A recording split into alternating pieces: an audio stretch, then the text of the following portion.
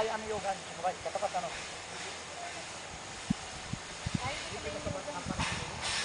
Hindi nga.